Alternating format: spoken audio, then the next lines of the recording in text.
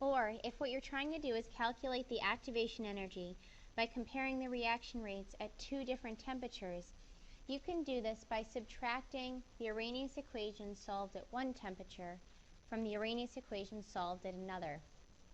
The way this is going to look in equation form is like this. For example, let's look at exercise 1510 on page 699. In this case, we have N2O2 decomposing into NO2, nitrogen dioxide, in a first order equation. They give you a rate constant at one temperature and a rate constant at another temperature. In order to solve this, we need to use that third form of the Arrhenius equation. This is going to give us the natural log of K2 over K1, our two rate constants, is going to equal the activation energy divided by R times 1 over T2 minus 1 over T1. At this point, it's just a matter of plugging in the numbers. For K2, we'll put in 1.00 times 10 to the fourth. And then we're going to put in its complementary temperature over here for T2, 283.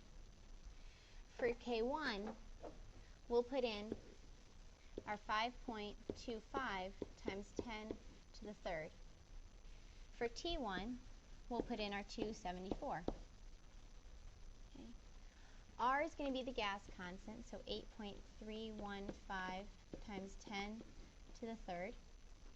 And then that leaves us with one missing variable, which is the activation energy. If we solve this, it's going to give us an answer of 57 kilojoules per mole.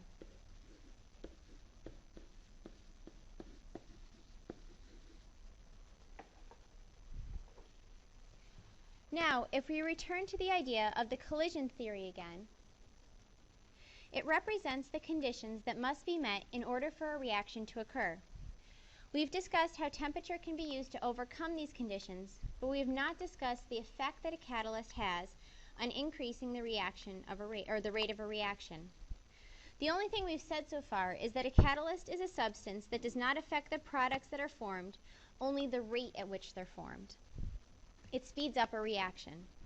Because a reaction has to occur in multiple steps, because of its inherent complexity, the best way a catalyst can help is providing a different pathway, a different, more efficient set of steps that can be followed for a reaction to reach completion. It does this by providing a way of reacting that has a lower activation energy. This increases the number of molecules in a given sample that can have enough energy to react, and therefore it increases the number of collisions and reactions that occur. If you look at a reaction coordinate diagram for a catalyzed reaction versus an uncatalyzed reaction, you'll see that we have two possible paths. The first, the uncatalyzed reaction, has the largest activation energy. The second one, the catalyzed version, has lower activation energies. In this particular case, it has two smaller lumps. Okay. Each of these represent one step in the mechanism that the catalyzed version uses. So you can see that by adding a catalyst, we may have added steps to the mechanism, but each step has a lower activation energy than the overall, or the original uncatalyzed version, which makes the reaction more likely to proceed. Catalysts that do this can be either homogeneous, which means that they're in the same phase as the reactants, or they can be heterogeneous, which means that they're in a different phase from the reactants.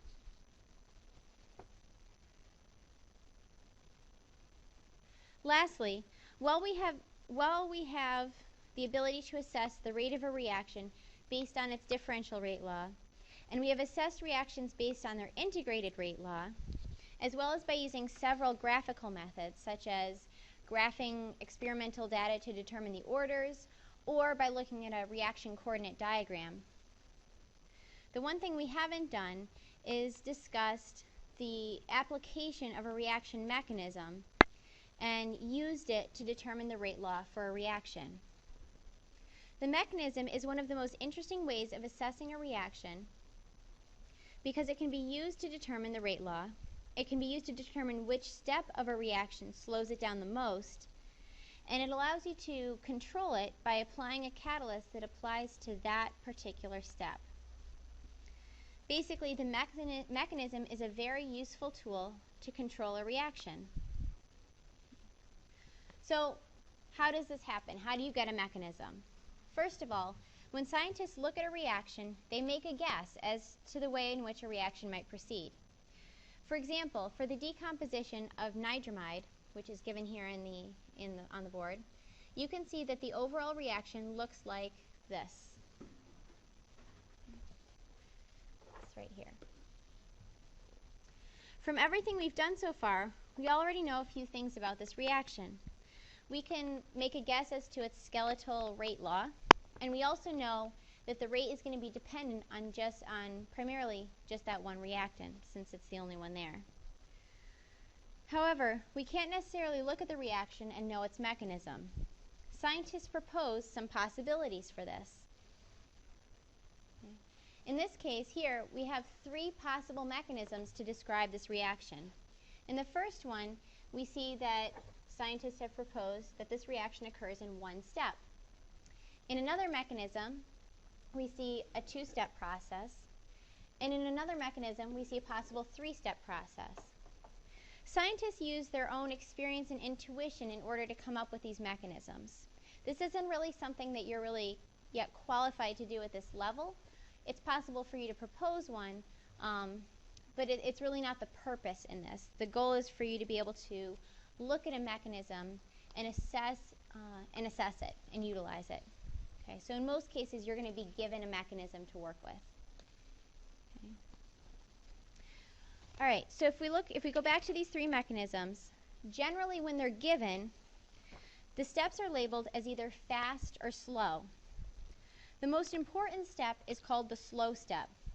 Another name for it is the rate determining step, because it is that step that has the highest activation energy and requires the most amount of time to complete. The slow step of a reaction, because it determines the rate, should have the same rate law as the rate law for the overall reaction. However, one of the neat things about a mechanism is that you can determine the orders of the reactants for any individual step by just looking at their coefficients. As you remember, this is very different from how you determine the orders of a reaction for an overall chemical equation, which required experimental data. A mechanism step allows you to just look at the step and look at its coefficients and use them as their respective orders.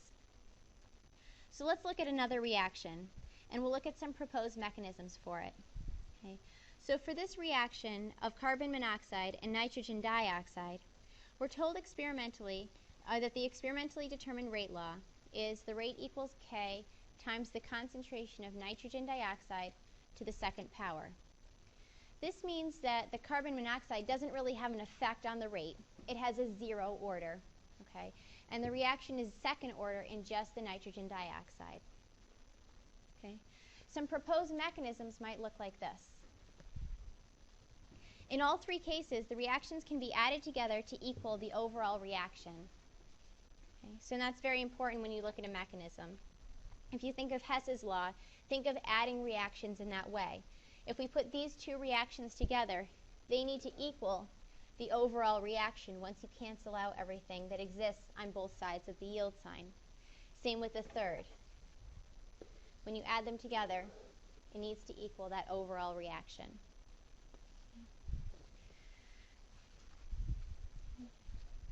All right, so if we take these mechanisms and we have them labeled as either fast or slow, it's going to look like this. Okay. The first one, because it's a single step, there's no need to label it as fast or slow. It's not relative to anything. Okay. This allows us to write rate laws for all the mechanisms. In order to do this, you identify which one is labeled as the slow step, and you would write a rate law in the differential form as rate equals K times, And in this case, we actually have two NO2s. They're the same. So I'm actually just going to write it like this, NO2 squared. Okay. So you're going to write a rate law using the coefficients. This would actually be a 2 if you put them together. Using the coefficients as the order. Okay, so if we look at this third one, we identify the slow step. And the rate law for this one is going to be rate equals K times nitrogen dioxide. But in this case, it's going to be to the first power. Okay. So we take our mechanisms, we write rate laws, differential rate laws that apply to the slow steps, and then we can compare them to something that's been experimentally determined. In this case, we were told that the experimentally determined rate law was rate equals K NO2 squared. And because of this, when we compare it to the rate laws for the other reactions, we're going to find that it matches up with the rate law for the second mechanism. This tells us that the most appropriate mechanism for this reaction is mechanism 2. So if we wanted to speed up this reaction now, we would add in a catalyst that would target the slow step for this mechanism. So to summarize, a mechanism is determined by scientists using their intuition and experience. A mechanism can be assessed by comparing the slow step with an experimentally determined rate law for an overall reaction. A mechanism step's rate law can be determined using the coefficients of the reaction, totally unlike the requirement for using experimental data for an overall reaction. A mechanism is useful because you can use it to determine the rate law of a reaction if you know which mechanism is best suited for that reaction, because it allows you greater control over the reaction itself. Lastly, let's discuss some vocab that's associated with a mechanism. Each step in a mechanism is called an elementary step. These steps are classified based on the number of reactant molecules that come together, called its molecularity. If there's only one molecule on the reactant side of a step, that elementary step is called unimolecular. If there are two molecules, they can either be the same or different. In that step, it's called bimolecular. Lastly, if a reaction occurs in multiple steps, each step will have its own respective K value. It's not necessarily going to have the same value or even the same units as the K value for another step. Okay, and that simply is because of the different orders that they would have. All right, at this time, please complete exercise 15.12 on page 707.